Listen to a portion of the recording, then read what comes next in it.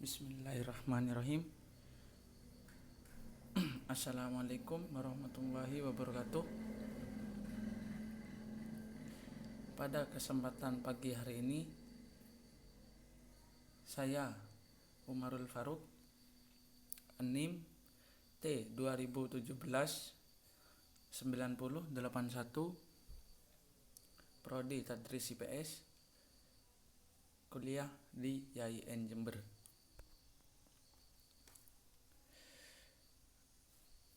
Pada kesempatan kali ini, saya akan menyampaikan materi tentang mata pelajaran PKN, yaitu tentang kerjasama dalam berbagai bidang kehidupan.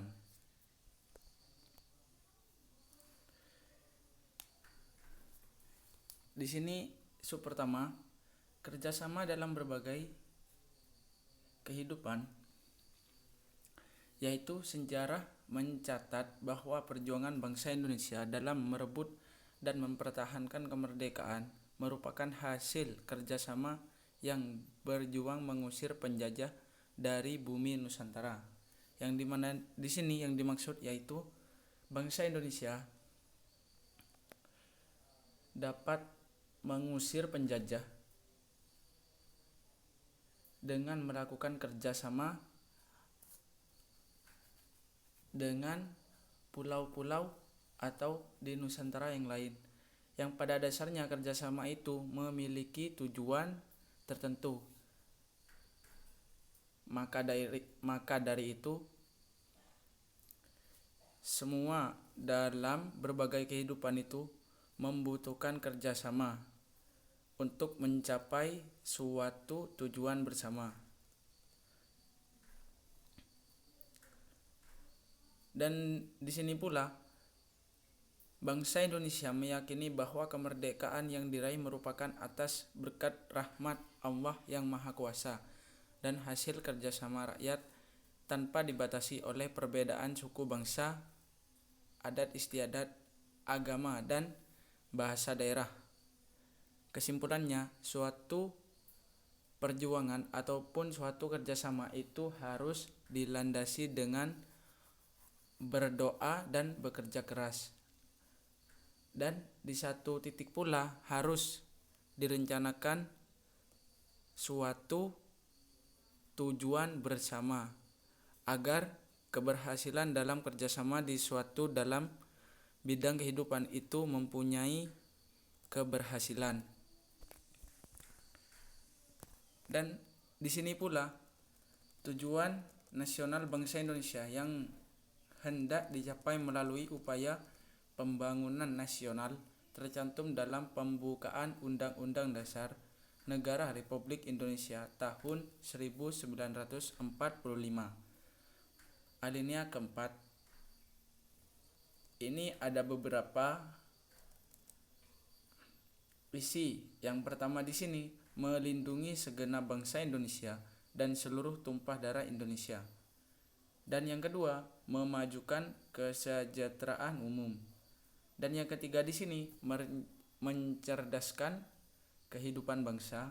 Dan yang terakhir, ikut serta melaksanakan ketertiban dunia yang berdasarkan kemerdekaan, perdamaian abadi, dan keadilan sosial. Dan dalam kerjasama dalam berbagai bidang kehidupan, di sini ada mempunyai 4 bagian. Yang pertama di sini adalah kerjasama dalam bidang kehidupan sosial politik, di mana kehidupan sosial politik Indonesia yaitu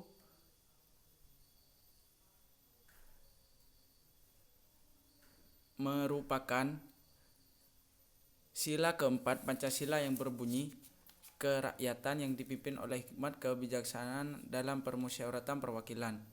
Perilaku politik harus didasari nilai hikmat kebijaksanaan, permusyawaratan, dan perwakilan. Hal itu semua merupakan bagian dari gotong royong. Sebagaimana pula saya telah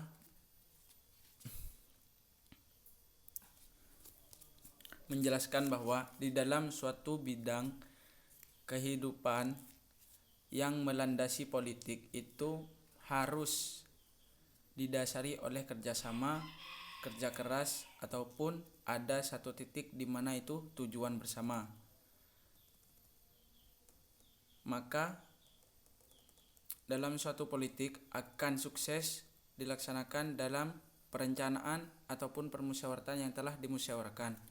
Dan yang kedua di sini kerjasama dalam bidang kehidupan ekonomi, yang dimana dalam kehidupan ekonomi kerjasama digambarkan pada pasal 23 ayat Undang-Undang Dasar Negara Republik Indonesia tahun 1945 berbunyi, pajak dan pungutan lain bersifat memaksa untuk keperluan negara diatur dengan undang-undang.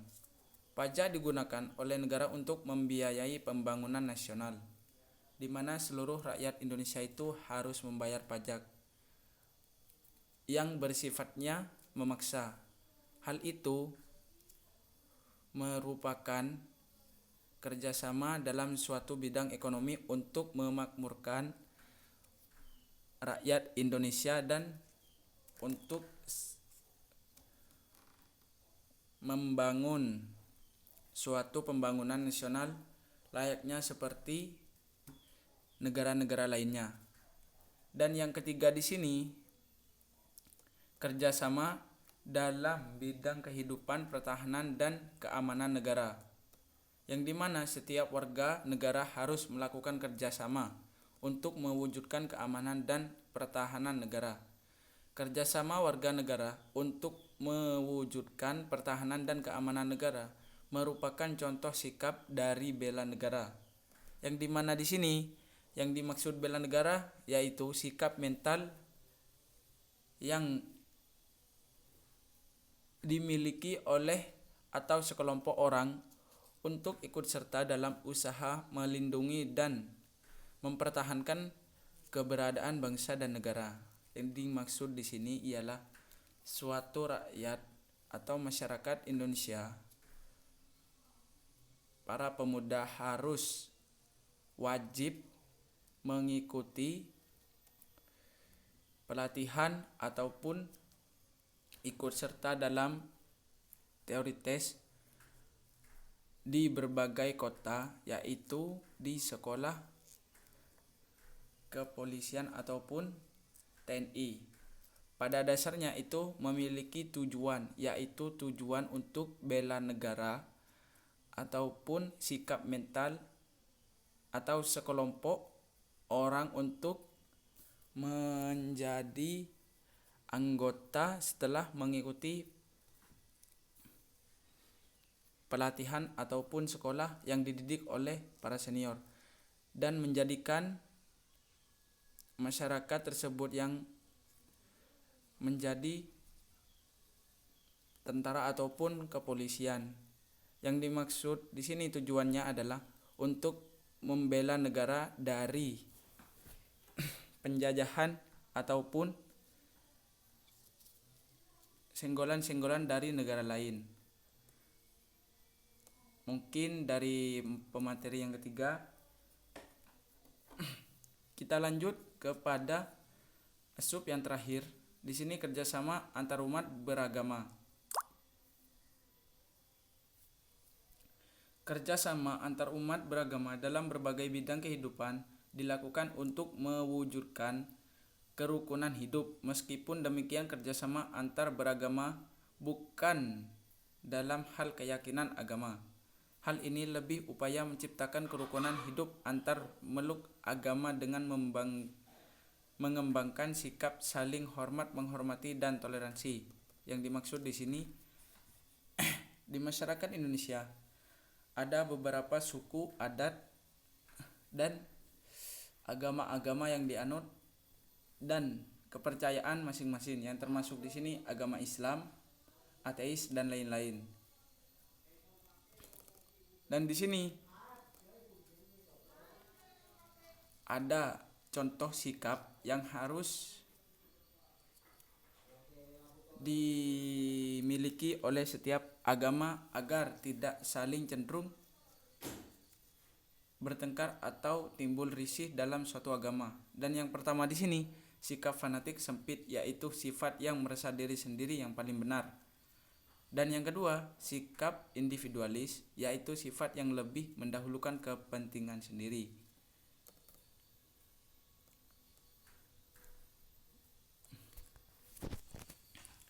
Mungkin materi dari saya cukup sekian. Kalau ada yang mau ditanyakan, langsung chat pribadi. Demikian, kurang lebihnya mohon maaf. Assalamualaikum warahmatullahi wabarakatuh.